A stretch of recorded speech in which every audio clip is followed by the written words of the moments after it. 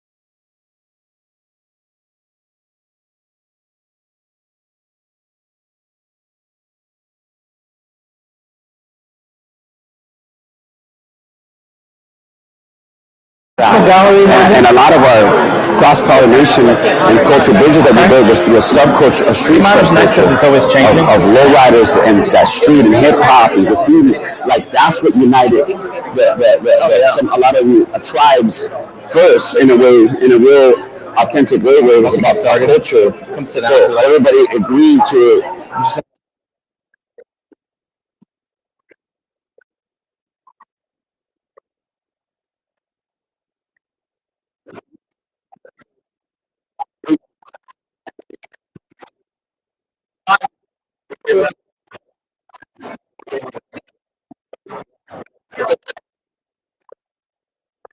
Well, there's like 12 of us total. So yeah. Website, like very. So now I'm speaking. Oh, that we could do next time if we can tag you as a volunteer, so kind of yeah, because then you'll basically RSVP you as soon as the event opens. So then that's head count and stuff.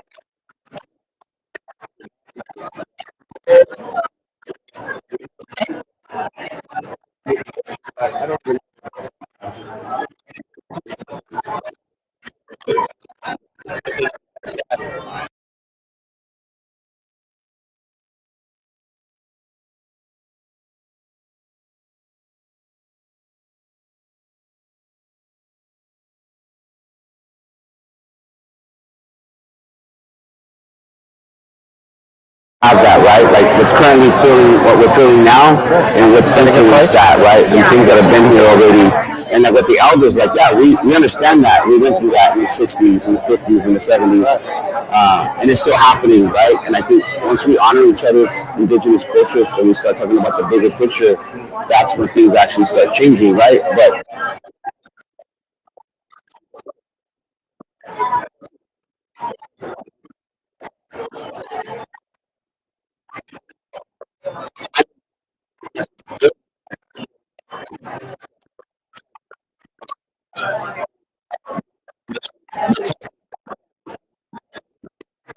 and it's like, how do we have them in these conversations, right? Making sure that they're hearing these conversation. Landed. Yeah. So when I was at Canopia, one of the projects that we worked on was indigenization. So we went around all these different schools, and we were having conversations with these kids. Yeah. You know, I was working with the counselors, and they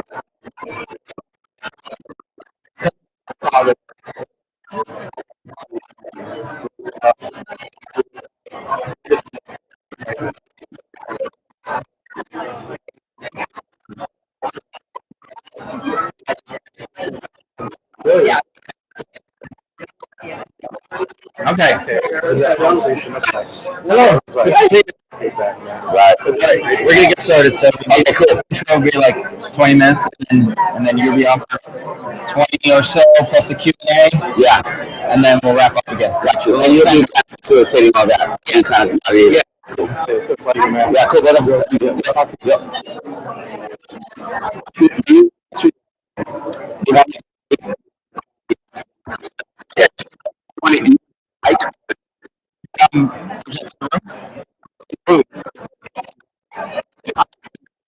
That's good.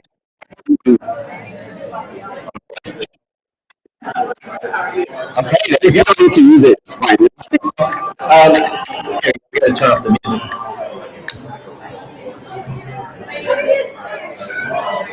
Good morning, everyone. Good creative morning. Thank you all for coming and welcome.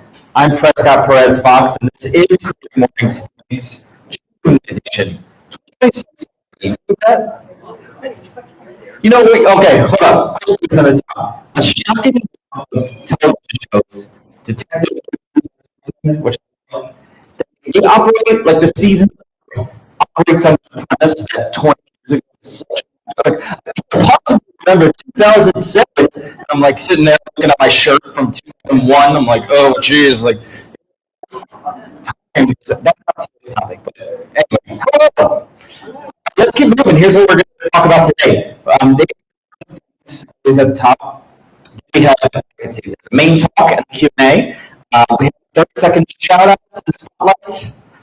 Then we're going to have a little bit of coming in summer. And then at last, we're going to take a group photo.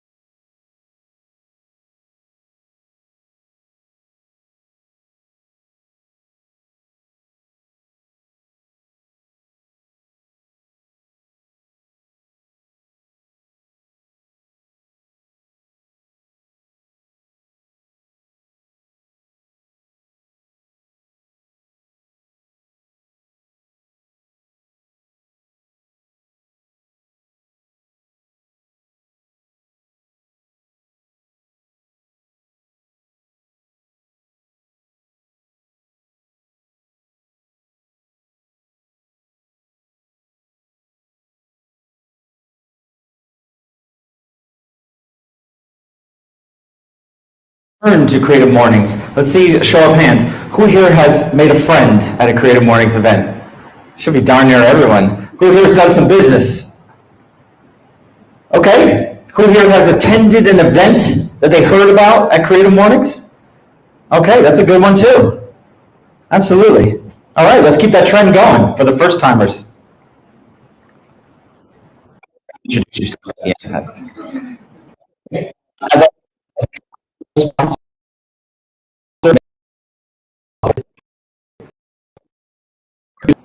okay, every day. Yeah.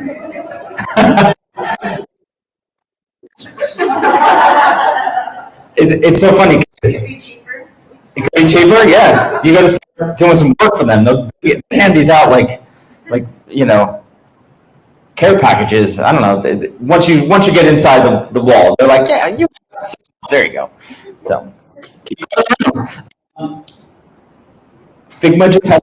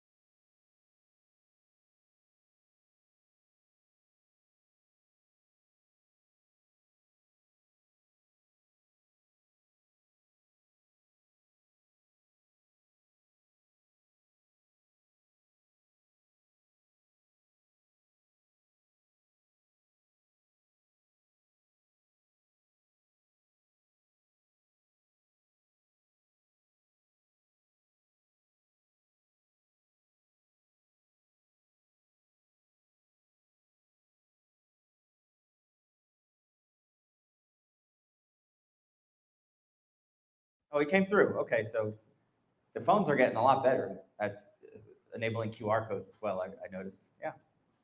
Okay, more thanks. Let's keep going here. Oh, the Level Up series. I kept this in here. They didn't command me to have it. The Level Up series is sponsored by Adobe, but this is a series of conversations that are on the Creative Mornings blog that are focused on entrepreneurship, freelancing, creativity, controlling burnout, all the stuff that we deal with.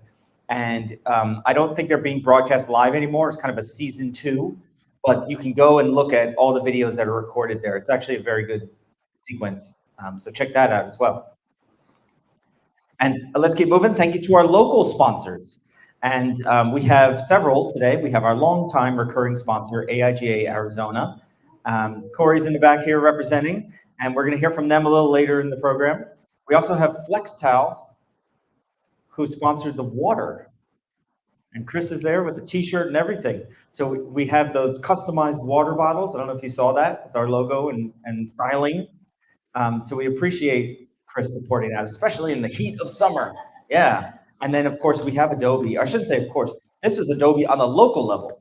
So back in February, when we did the Create Now, our chapter kind of helped them organize that and promote that. And they chipped in a few bucks on the back end for breakfast and coffee and everything. Is that getting cut off? No, that's good. Okay. So thank you to our host venue, the Sagrado. Yeah, beautiful space. I think Sam is going to tell you a little bit about it in just a moment, but we appreciate being hosted in these eccentric, hidden spaces that are authentic to the community. I mean, that's the essence of Creative Mornings, right? You take something that is pretty simple, put a bunch of creative people together, and let's see what can happen. And that's kind of what we're doing here today with this curate theme. So we appreciate being hosted here as well. And we also appreciate our volunteers. And so Creative Mornings is a volunteer effort. Our chapter, like every chapter, is run by volunteers. And so we want to take a moment to acknowledge everybody's hard work here, our cluster of folks. We had some comings and goings. Eddie got really busy, but we got Chris, who's going to participate with us a little bit. You met Nicole at the front, or where did she go? Oh, there she is.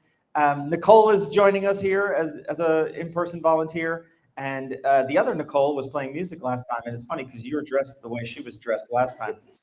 Did you catch that? You got the Kim Possible uniform going on. You know, anyway.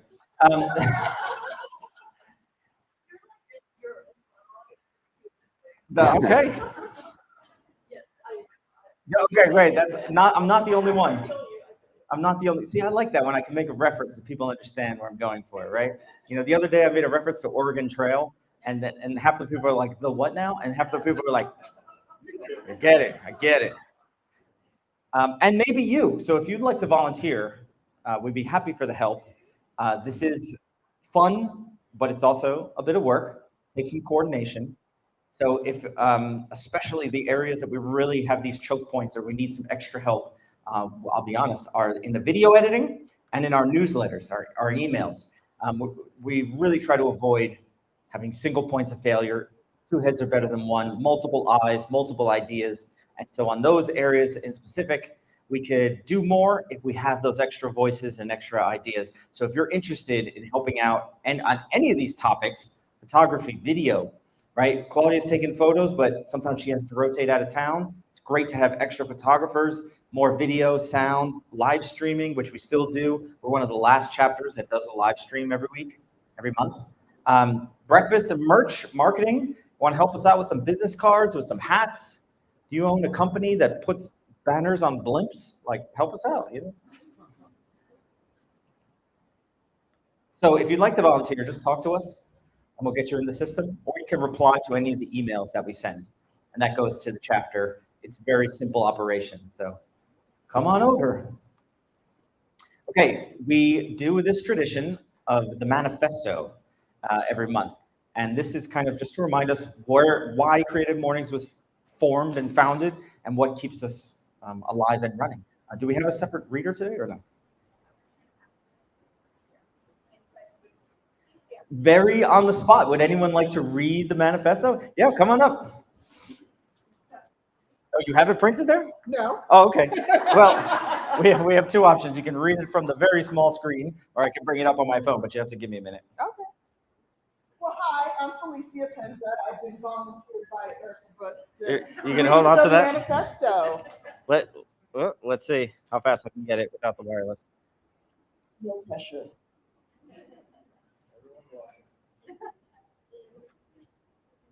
Or I can just read it on the screen.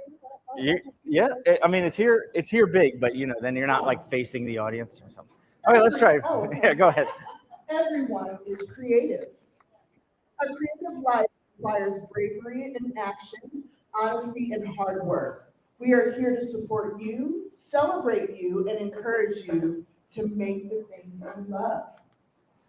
We believe in the power of community. We believe in giving a damn. We believe in face-to-face connections, in love from others, in hugs, and high fives. Whoop. Oh, there we go. We bring together people who are driven by passion and purpose, confident that they will inspire one another and inspire change in neighborhoods and cities around the world. Huh?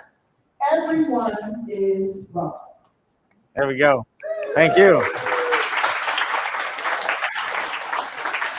Okay, so if you would like that to be you next time, let us know. It only took a minute, right? Okay.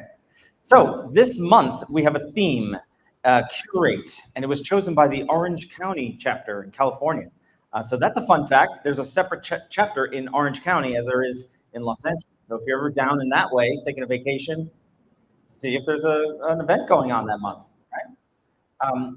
Curate. When we think of curate, we think of maybe art, sculpture, but it could also be ideas or people, or it could be events itself. And so there's a lot of interpretation about the word curate and how it gets used, right? I think this was word of the year a couple of years ago. Does anyone remember that?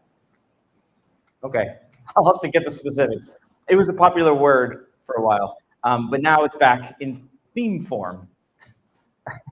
This month's theme. And to interpret this month's theme, there's the illustration. I'm sorry, that was Fred Villa. Very cool. Curating a playlist. I didn't even think of that. But to interpret it here today, we're going to have Sam Gomez come up and give his interpretation on the role of curation and how it sort of affects him and his community. So let me welcome up Sam.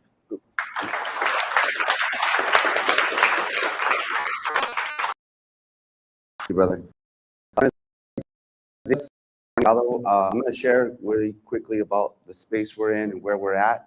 And then I'm going to go in and try to stay on course as best as possible because there's always so much to say and so much to share that I might go this way and come back this way and, go in circles. So where we're at the new Sagrado Galleria space. We moved in March. A little bit about the space. This used to be, if you look back here, this used to be an old watermelon stand. So that's why we kind of allowed and just kind of kept the preservation, the grittiness of all that. And then, of course, from front to back, it's all well insulated. We had upgrades from the skylights, the lights, the fans, the AC. But it used to be a watermelon stand, and then later it turned into a carpentry cabinet company, which used to create, made a bunch of cabinets for, I forgot which main chain food store here, like in the 80s. So there's history here, but this is the area called the El Campito neighborhood, which is a neighborhood that has historically been here for a long time, and they call it El Campito, and in Spanish means the camp, which a lot of the migrants that used to work in the farmlands and the agriculture in South Phoenix used to stay here. So this would be kind of like, it was literally like camps here, right? So it's still historically known as El Campito. And with the Sagrado now being here and a lot of the work that we've been doing in the South Central Corridor since 2016, it just kind of really feels like here, the building, it just feels just grounded, and I'm just grateful to be here. So a little bit about the building, if you want to know more. One little fun fact, there's some tunnels somewhere under here. During the times of Prohibition, there used to be some things that used to come from here, as probably in every part of the city, as we know, right? There's some places downtown too that I was being schooled on. It's like all the tunnels and stuff. So I was like, man.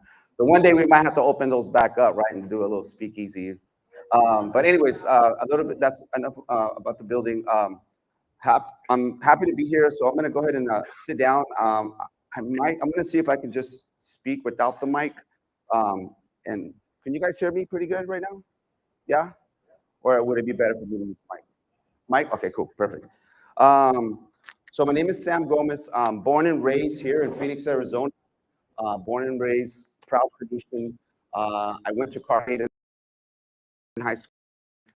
I grew up in the 90s. I subculture of hip hop, gangs, everything, right? The 90s were interesting times. And now that these kids, when I hear them selling shirts, I'm like, these are vintage shirts from the 90s, right? And I'm like, oh yeah, that's right. I remember saying that when in the 90s when we were doing like, it was like the kind of rave scene, but you still had the Latinos in the rave scene incorporated, and they brought a little bit of that like Chicano barrio style into the rave scene. And I just kind of remember, just kind of like a lot of us used to buy the pointy shirts from Kmart. They're like from the 70s and 60s, and we're with their big jeans and our dope mans and our Pumas and whatnot. So kind of like, I think that's kind of like the time in the 90s where when we talk about curating, right? When we're curating culture, curating our style, ourselves, curating style. And I always look back at the 90s as a foundation of like what I'm doing now. Because the way I grew up, like I said, around gangs. I grew up single. My mom's a single mother, no brothers and sisters. My friends were my brothers and sisters. So I was always, I get up, eat my cereal, and then go out into the streets and go knock on my friend's house at 7:30 in the morning. I'm like, what are we doing today, right? So always kind of like engaging and always wanting to do something and always wanting to go outside and play. So I go back to like the 90s as far as like how I started, I guess, unknowingly what it means to curate, what it means to orchestrate, what it means to be part of a collective, right? Of a movement. And in the 90s, we did a lot of, there was so much stuff happening in the 90s. I always remember when I remember we used to talk about just if we can just live to the year 2K, right? Remember the world's going to end, Y2K. And I think that's what kind of really created this, like, just go all out, right? All the music and all the styles that came from the 90s is still influencing today, right? It's a lot of regurgitated, and I'm sure there's people who grew up in the 80s and the 70s could connect some of those styles that got curated into the 80s and then curated into the 90s and then thousands, and like it's just a going collaboration we do all together, like by default. For myself, getting out of the environment that I was in 1996, I was actually shot in the arm. Actually been shot twice in my life, which I got shot in the arm in South Central at St. Catherine's Church. And I just remember, that I had to pivot. I had to I can't be in the same environment. And although I was always like in the arts, I was always dancing or doing graffiti in a b-boy crew, but I was still around gangsters. I was still around people who had those violent intentions. And I always grateful for the arts because it was always kind of like my medicine and my tool. And as I realize it now, like it kept me alive. It kept me from going into the deeper end, which I didn't know at the time. But the anger and the frustration, and if it was depression, ego, whatever that was, as a young man in the 90s, like that has to go somewhere. So a lot of times that's why you had a lot of young men in the neighborhoods who went to gang violence, right? They didn't have an outlet. Luckily, I had the arts and I was able to have that as a driving force. And then when I moved to downtown in the 90s, late 90s and 2000, before everything got the way it is, there was a lot of us who came from South Phoenix, West Phoenix, from the Lalacotas to the Tatos to Moises to all these OG artists that have helped curate, coordinate in what downtown Roosevelt district, the art district is today. And I remember we were kind of like refugees coming from the south side and the west side and coming to downtown just to get away and to be able to have more sovereignty and peace of mind to continue doing the arts. I started a clothing company in 2001 called Phoenician Clothing. I'm still doing it now. It's kind of more like a hobby of love.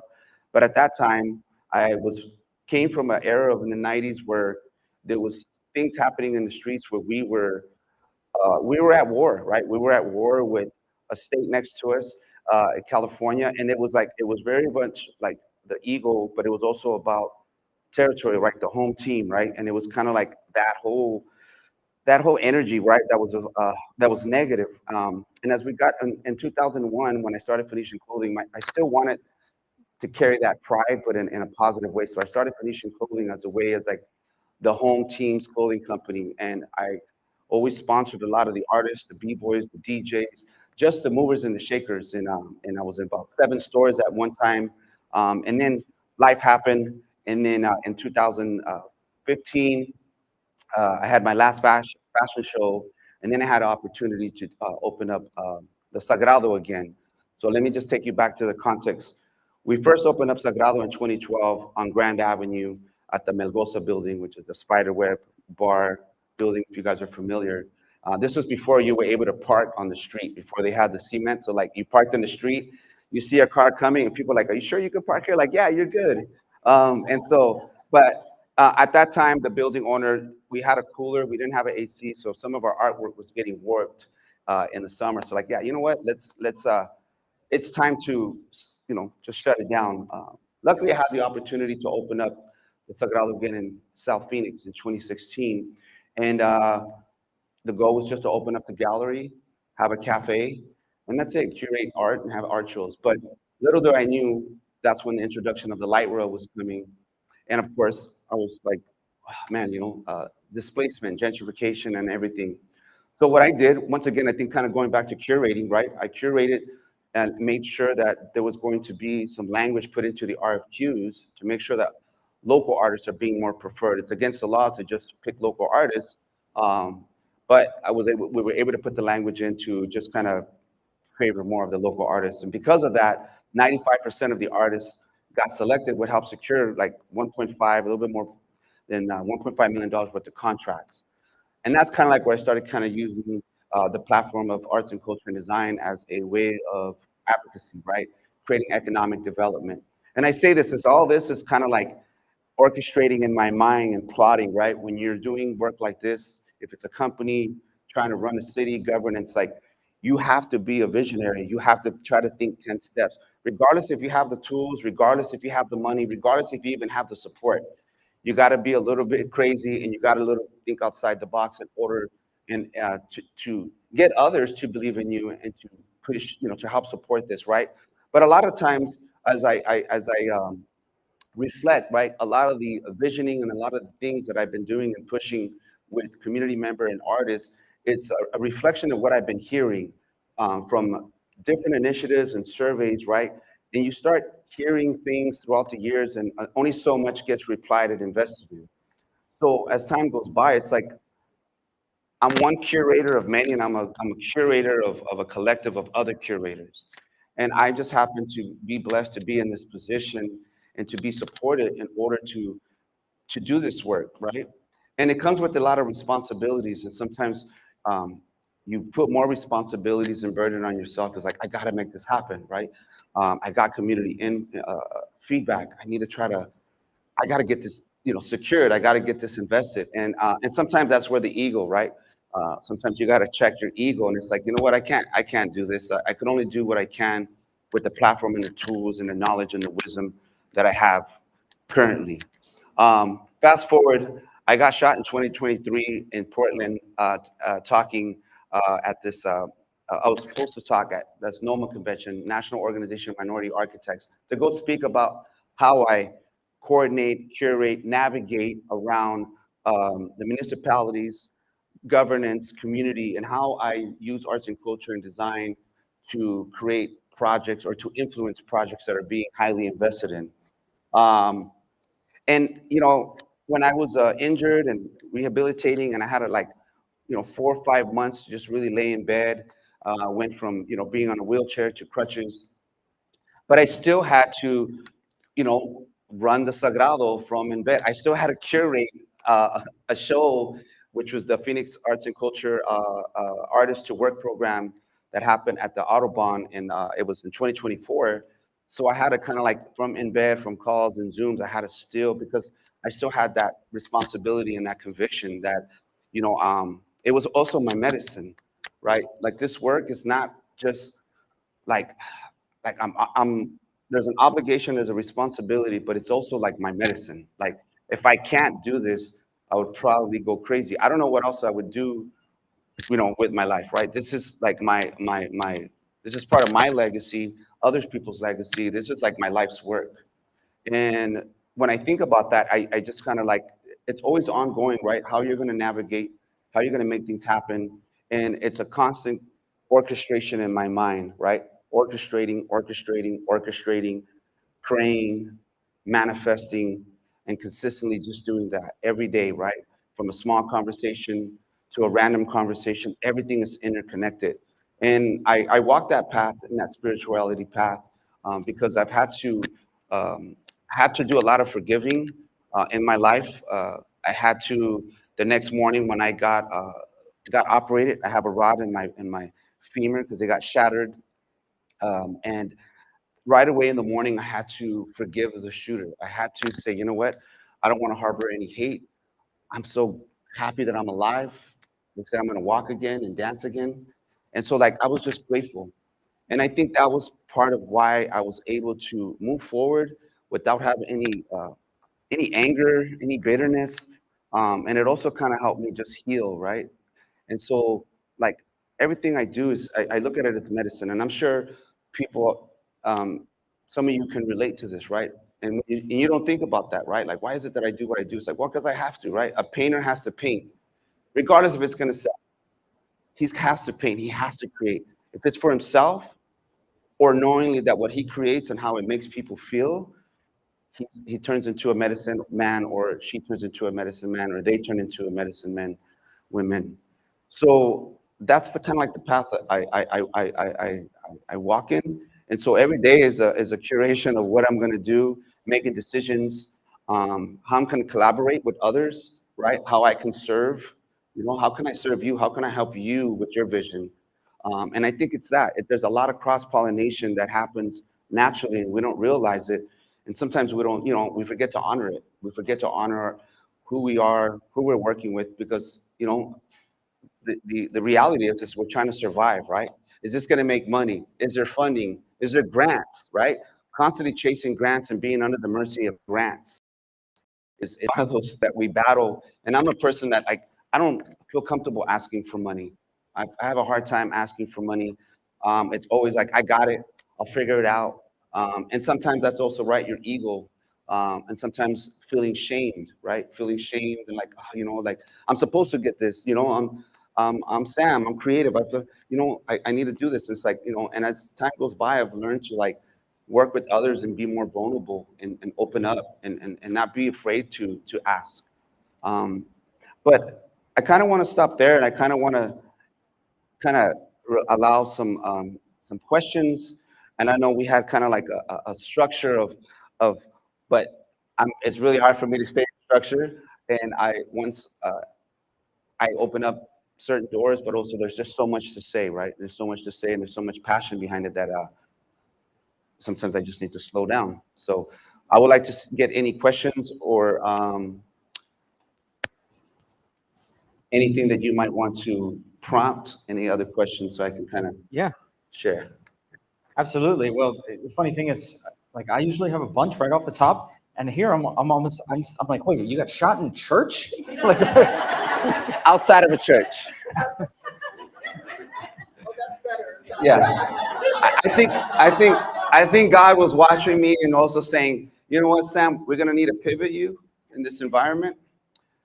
You're gonna get shot, but you're gonna live, and you're gonna be in the church. And the irony of being shot in 2023, it's like, okay, what lesson was that, right? What's the lesson here? So it's something that I battle sometimes, and it's something that I navigate. But I would say I think it's like a blessing, right? When I got shot in the photos that I took, which was a bizarre thing. The photos that I took, if you look up in your own time, Sam Gomez, Portland, Oregon, shot in 2023. somebody says, "Man, you were at the wrong place at the wrong time." And I was like, you know what? I have to take that back. I wasn't. You don't capture the photo of the shooter milliseconds before he shoots you, and actually capture the photo of the actual red coming out of the gun. Like I was supposed to be there. And that's really hard to say, right? I was supposed to get shot, and to accept that. And but it's like, it's very it's special. It's kind of hard to say. Like there was a blessing, and there was something there and divine about being in that place and moment and capturing that and being able to move forward. Like that has been something that I consistently remember and ground myself. And it's very divine intelligence when it comes to those type of situations. If anybody's been close to death, if anybody's been sick, and I'm sure we all reflect. I'm like, what is this? What if I'm not here tomorrow, right? And so I'm constantly orchestrating, curating, manifesting, serving, and just plotting, right? Like, and sometimes I just have fun being able to dream and to vision. And I say, like, a lot of our people, when we talk about communities like in South Phoenix, we've been segregated and redlined so many times throughout the years. And sometimes I can be in rooms, and sometimes your vision is being segregated and redlined. You don't even have the room to just imagine and share, right? And it's like, I think, when we talk to the people in our communities and people in general, right? It's not to be afraid to share the vision, regardless how crazy it sounds. But somebody in the room will be inspired, and you'll plant a seed, and they might be part of manifesting a part of that. And collectively, we'll all manifest a bigger picture, right? For our community, for our city, for the world. And so, like, we're consistently in a state of collective curation when we're doing arts, culture, and Yeah. design. Yeah. Okay. So it's funny because when you were talking about the 90s, first thing that goes to my head, anyone else? Portlandia. The dream of the 90s is alive in Portland. And then, you know that show, that sketch? And then you start talking about this, and I was like, wait a minute, that's your version of the Oregon Trail, like, to make your way home. So I don't know, there's a song in there somewhere. Right. Yeah. Okay, let's get some questions here. I think maybe I'll run to you with the online streaming mic, but then you'll have to project so we can hear you. Thank you so much for your presentation and open up the doors to us for this morning.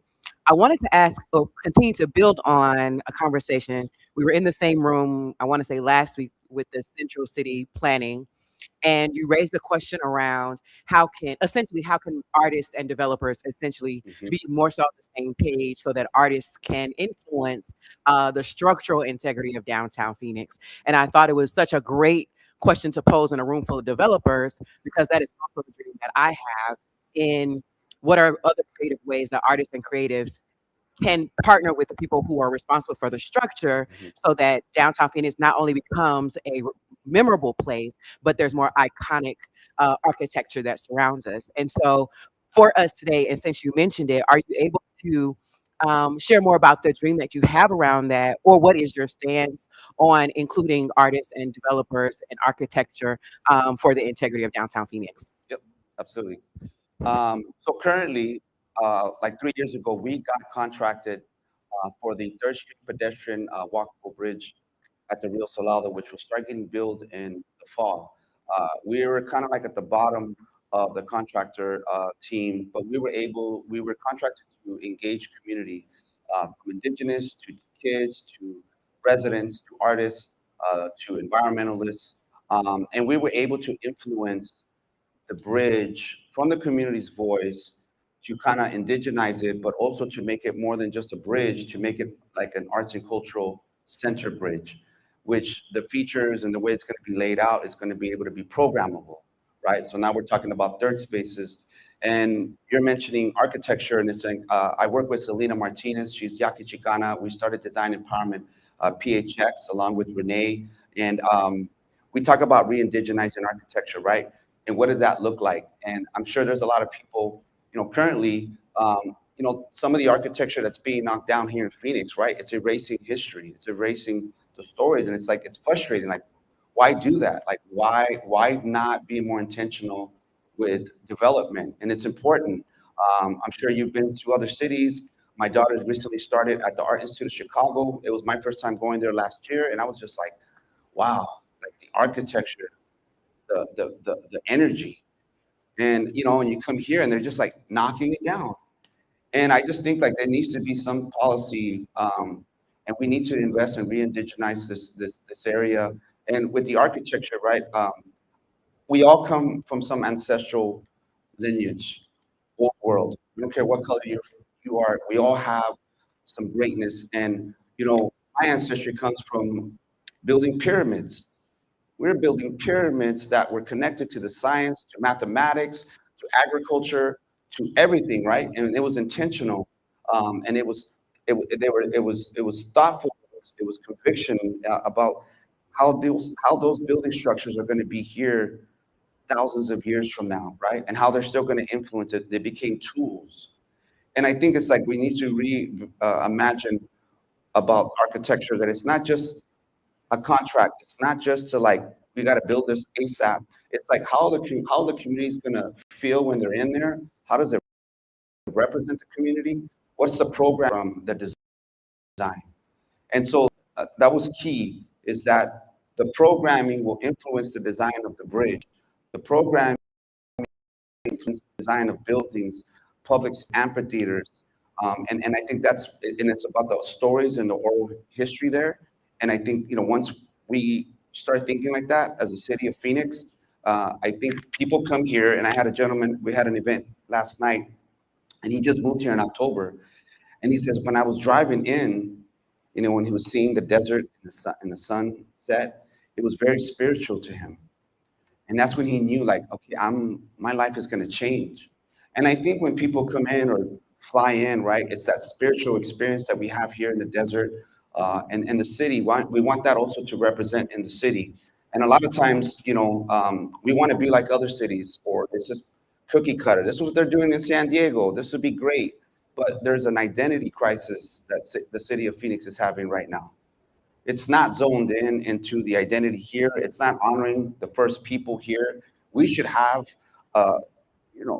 tribal representation in the architecture in downtown Phoenix. We should have 30-foot sculptures that, like, wow, like we are our native land. We are like, and that's what people are expecting to come over here.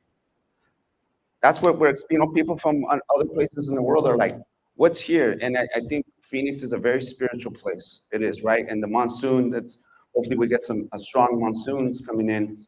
That's the most spiritual time, right? That's the desert curating us. That's the desert bringing that medicine to us. And so, yeah, architecture is very important because it really helps. It really creates an energy, and it really kind of moves people in a way that they wouldn't feel. I mean, anybody that goes into a church or any really cool building, like there's an energy there. And sometimes you just want to go there and sit there. I'm sure there's certain buildings, certain places in town that like, I just like to go over there and have a coffee or a tea. And I just like to sit there, like, because it's medicine, the way the lighting comes in. And I think, why we wanted to kind of preserve the building. And when all the lights are off and when the sun is coming down and we don't have our landscape covered by any buildings yet, and that golden light comes in here and that natural light, like it's very spiritual in here. And I like just coming here on Sundays to just reflect and sit in here and play music and dance around and continue my plotting and orchestrating and what I'm going to do this week, right? And praying and manifesting, right? So yeah, I know, that's why they put it on the flag, the sunset. Yeah. Okay. With an answer like that, we probably have two more in us. Okay, I'll run into the crowd here.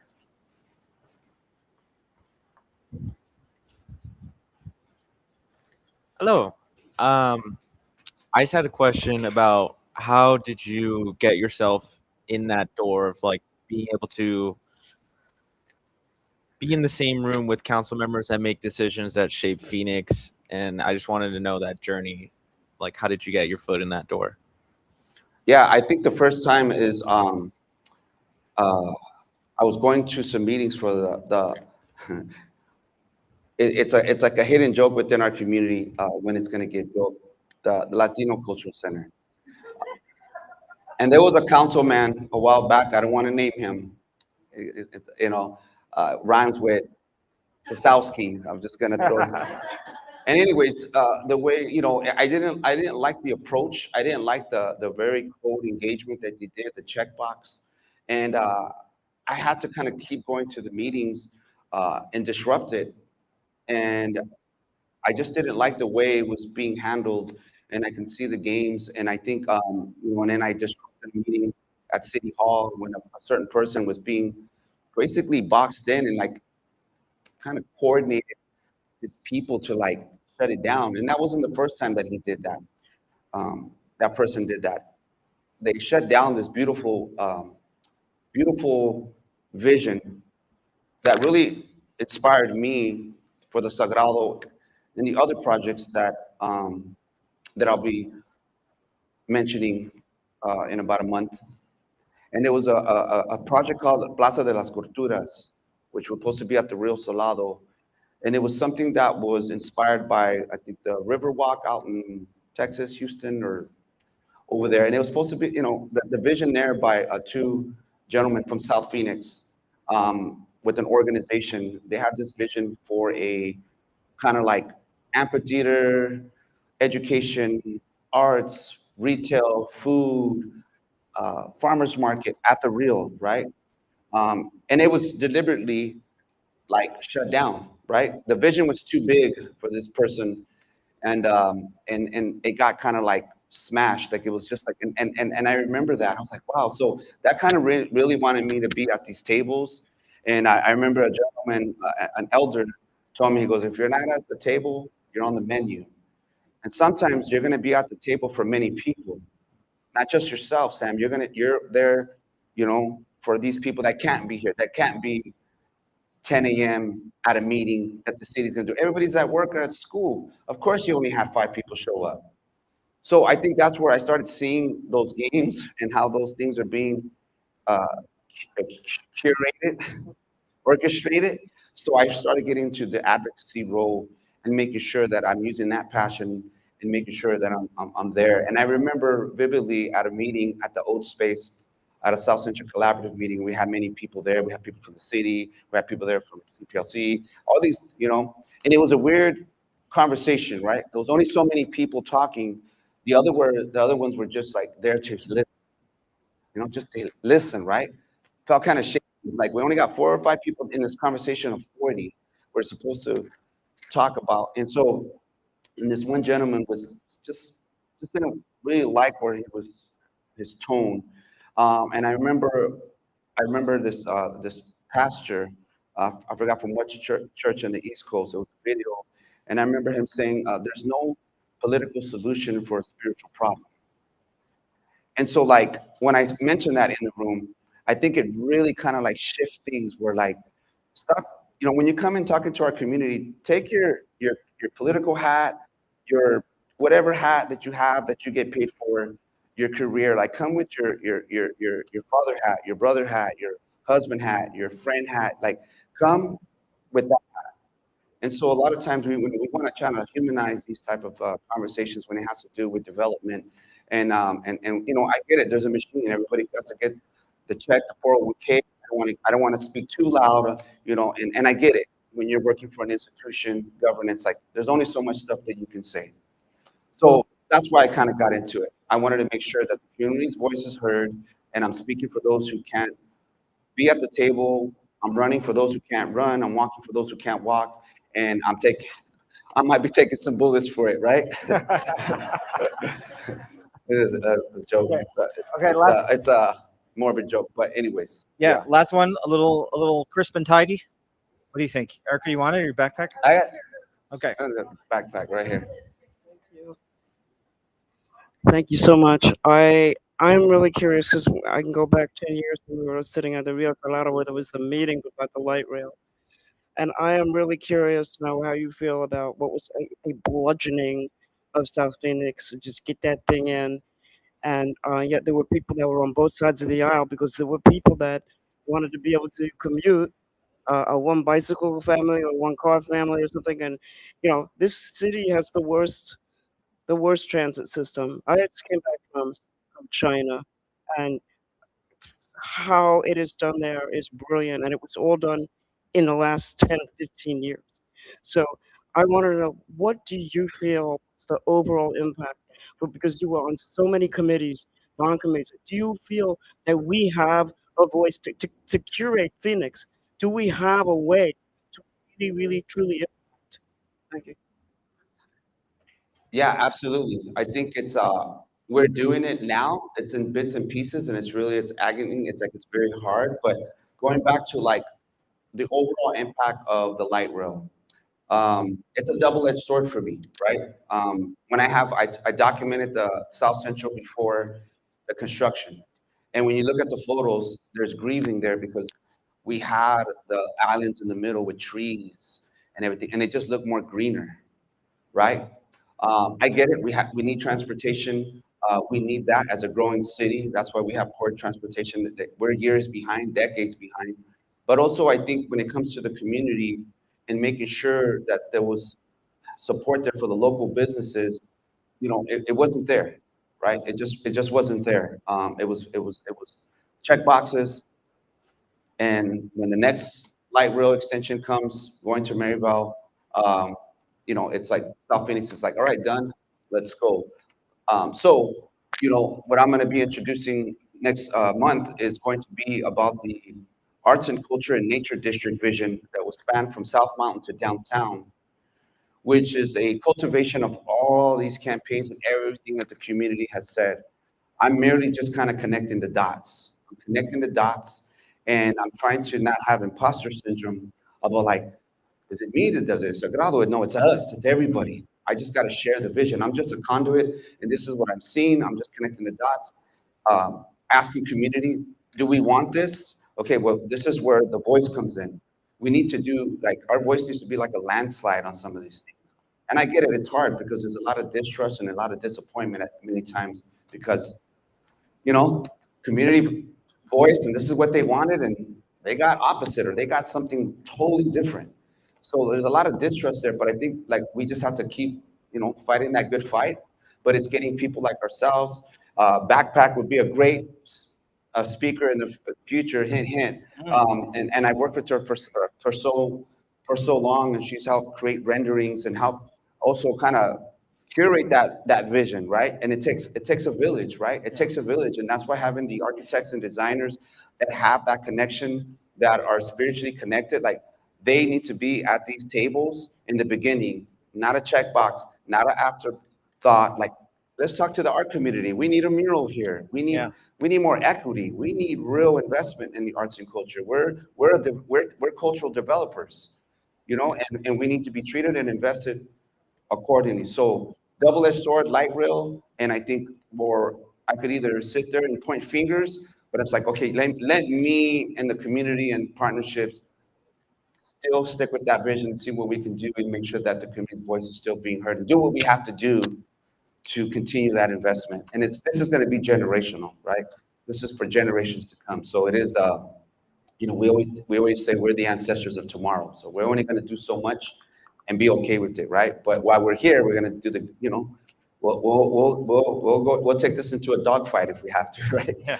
So Exactly. Thank you. I think the solution is to become very, very annoying, right? Good trouble, as they say. Okay, but we got to move on for the wrap up today. Sam, you can stay here if you want, or grab a bagel. Yeah. It's just, Thank you, guys. Oh, that was the question. Okay. yeah, thank you. Thank you. Yeah, thank you. Okay, very briefly, we do have a little bit of time for our tradition of 30-second spotlights, which is our kind of living classifieds ads. So if you're looking for help, for work, if you have a project, if you have something interesting to share with the community, this is a chance where you can come take the mic and address the room. And I have one to start as we're kind of assembling, but also if you have an event coming up, I would say let the people with the oddball requests go first, and then we'll get the events after and we'll write them down. Okay, so if anyone has one, I guess you could sort of join me here. And I want to put it out to the room that my company is actually hiring multiple roles. So this is SPS Plus Architects who are based in Scottsdale and Tucson. And we're hiring for a number of positions, mostly in the architecture design field. So BIM designer, project captain, project manager, and studio manager. So if you know someone in the architecture field, shout it out. And then also for a project accountant. So if you're in the accounting and finance world, or if you live with someone, work with someone, make that connection, okay? Anyone else have a 30-second thing this week? No? Yeah. Yeah, okay. Cool, thank you. Yeah, don't stand in front of the light there. I'll speak again. Hi, everybody. My name is Oh, yeah. Alicia Penza. I'll say How many times do you forget? Thank you. I'm also a director here in the Valley.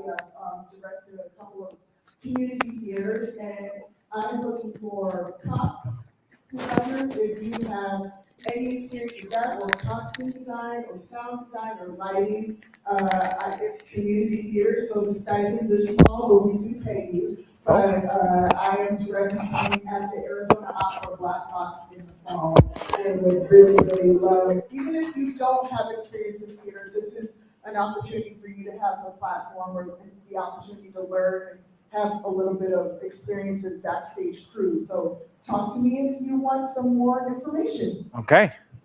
Okay, excellent. All right, backpack. Hi, I'm just going to have to take this opportunity. It is not an art, specifically art, visual art.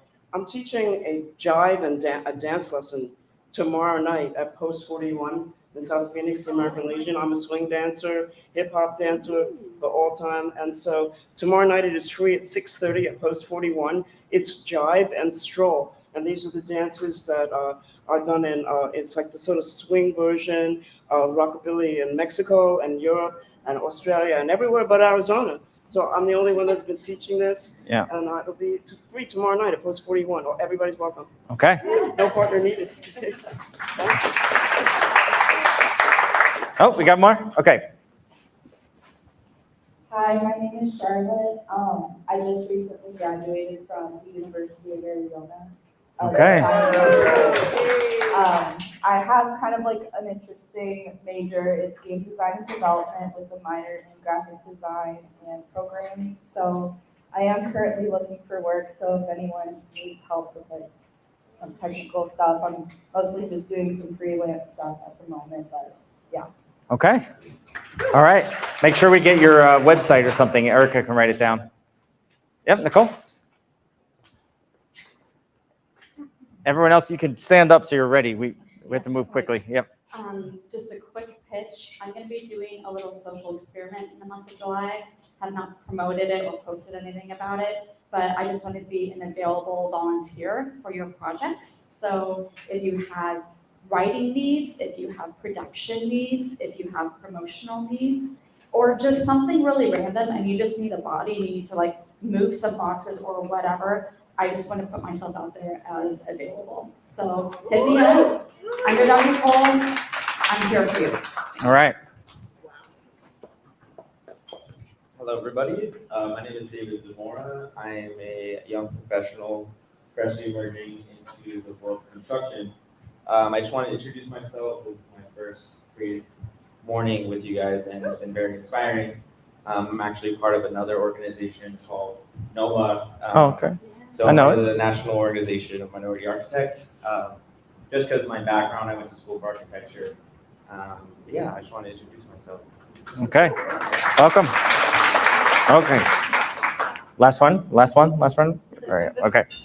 Hi, y'all. My name is Tanya. I actually have a resource to share with y'all. I work for Instituto. It is a social advocacy and accelerator organization. We have a job board. I actually got my job because of the job board at Instituto. I am now a creative in social change and advocacy. So if you're looking for a job, we have it at instituto.io/jobs. Also, if you are hiring in social change or advocacy, you can definitely share your job there too. Thank you. And see me after if you want the link. Thank you. Okay. Instituto.io/jobs. work/jobs, I think it was. Okay, we got to move on. A quick special request from us.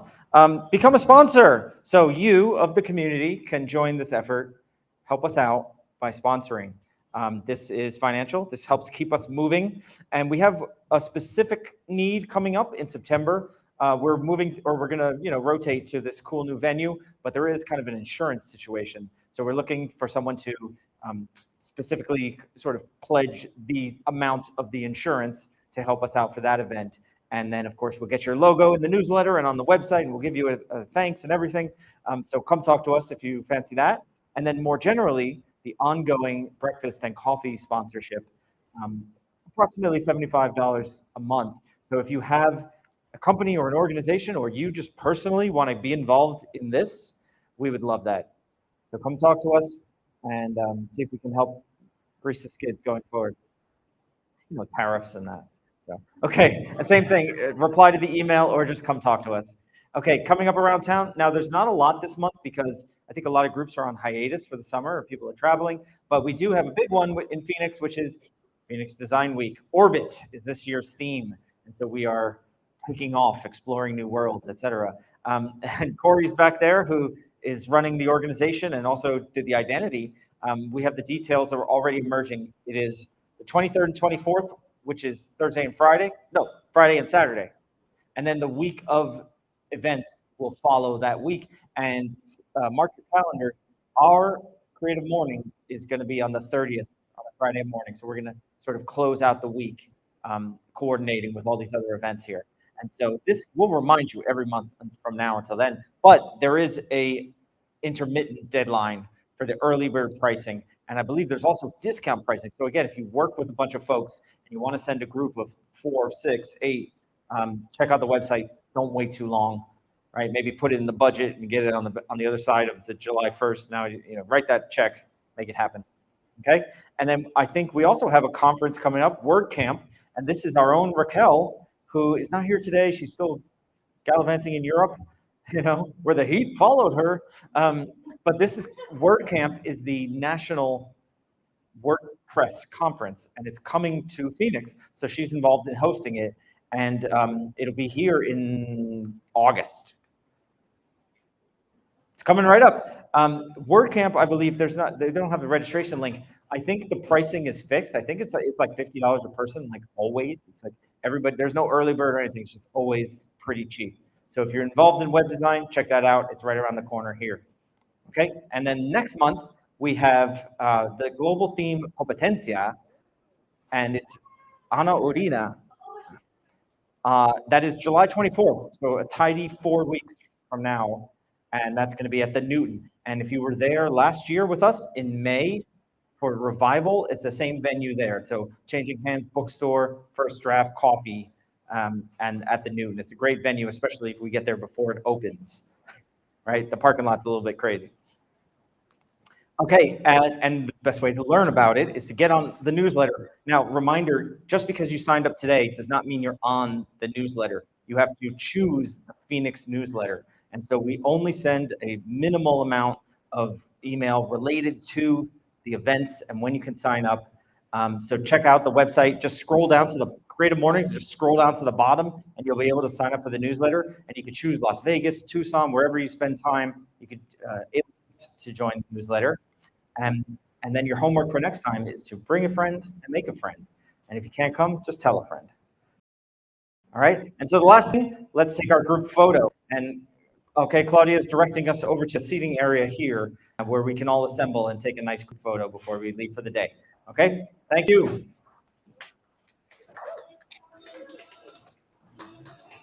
I don't know how to turn this off.